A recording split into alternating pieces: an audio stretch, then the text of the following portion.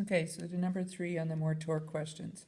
So an automobile or an auto magazine reports that certain sports cars have 53% of their weight on their front wheels and 47% on their rear wheels with a 2.46 wheelbase.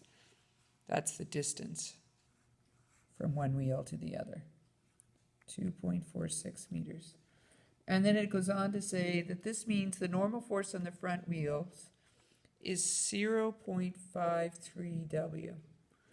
And the normal force on the back wheels, rear wheels, is 0.47 W, where W is the weight of the total weight of the car. So it means the center of mass is not smack dab in the middle. It's slightly closer to the front. So this is going to be your FG, which the question is calling W. Okay? The wheelbase is the distance from the rear to the front axis. How far in front of the rear axis is the center of mass? So you're looking for this distance, this R of the rear. Okay? So you're going to want to pick your torque at some point. I would be tempted to pick my torque here. Because is that true? Yeah. Because if I pick my torque here, then I can find this directly. I pick my pivot point. If I pick my pivot point up here, I'll have to do some subtracting. If I pick my pivot point at the center of mass, I'm going to have two unknowns. Okay, so I would pick my pivot point at the rear, do sum of the torques, which would be equal to 0. So there should be a torque from the rear, a torque from the weight of the car, and then a torque from the front. And I could make this C for car, maybe, and a torque from the front. But if I pick my pivot point at the rear wheels, the torque from the rear go to 0. The weight of the car is going to make the car want to rotate downward, which is clockwise, so it'll be negative. And the front wheels will want to make it rotate counterclockwise, which will be positive.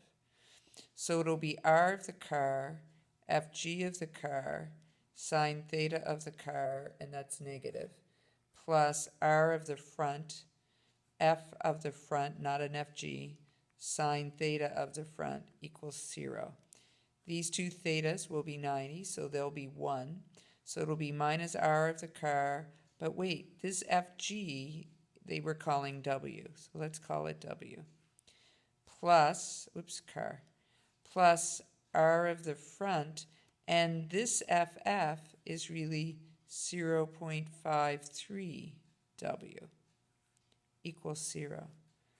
The W's can cancel. So you have negative R of the car, and maybe I would take that over and make it positive, will equal R of the front, 0.53. The W is gone.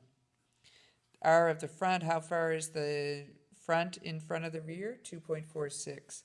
How far is the car, its center of mass of the car in front of the rear? It's what you're looking for. So R of the car is equal to 2.46 meters times 0.53. R of the car should be equal to 1.3 meters. That's how far the center of mass of the car is in front of the rear wheels. All right? Number 4. It's a hanging sign. So a 75 kilogram sign is hanging from a uniform horizontal beam that's attached to the pole. So here's a pole, here's the beam, there's a guide wire coming down just like in all the other ones. The sign is hanging out here. So this will be FG of the sign. It says a uniform horizontal beam, so halfway along the beam will be FG of the beam. This will be F tension, and of course there'll be an F of the pole in here. What masses do we know? We know the mass of the sign is 75 kilograms, and we know the mass of the beam is 22 kilograms. And it says the beam, the whole thing, is 4.2 meters. And it says the angle that it makes is 50 degrees. So part A wants you to find the tension in the cable. So do sum of the torques equal to 0.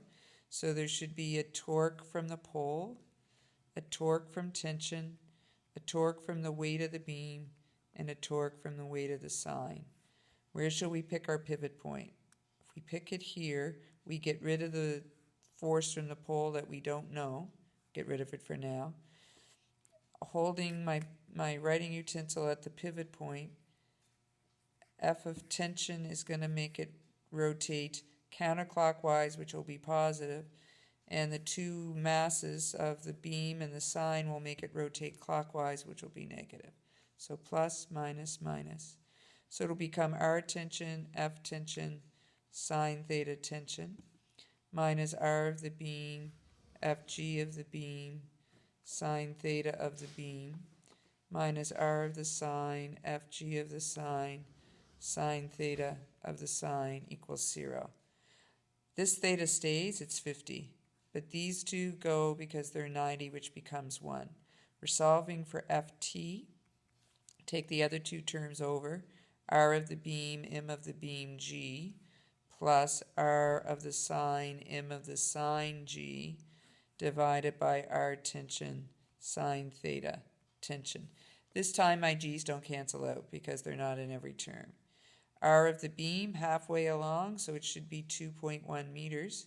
Mass of the beam was 22 kilograms times 9.81 meters per second squared, plus R of the sine was all the way out, so 4.2 meters.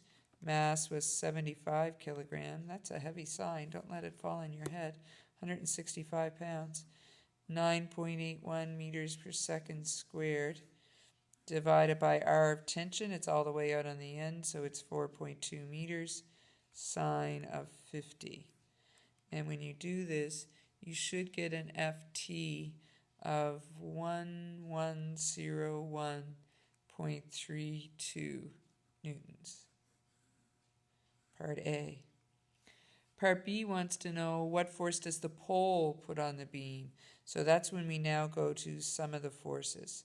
So sum of the forces in the x direction will be 0 because this thing isn't moving in the x direction.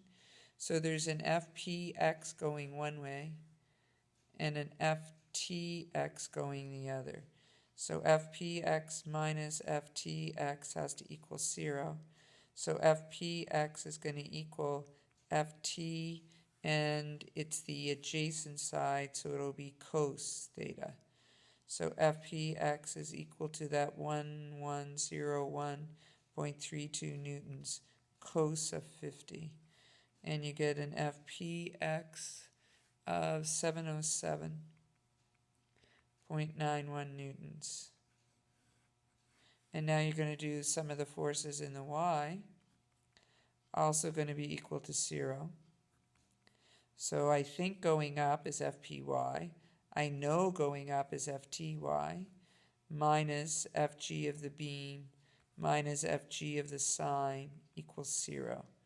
So Fpy will equal m of the beam G plus m of the sine G minus Ft sine theta. So Fpy will equal 22 kilograms times 9.81 meters per second squared plus 75 kilograms times 9.81 meters per second squared minus 1101.32 newtons sine of 50. And when you do this, you get an Fpy to be actually quite large, 107.91 newtons. Okay, once you have these two, then you come back here and you draw it. This is 707.91 newtons, and this is 107.91 newtons. It worked out to be positive, so it is going up. Square them, add them together, take the square root, and get 716.09 newtons.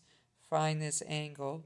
It's 8.67 degrees, so it'll be at 8.67 degrees CCW beam. Counterclockwise because it's going up from the beam. And you're done.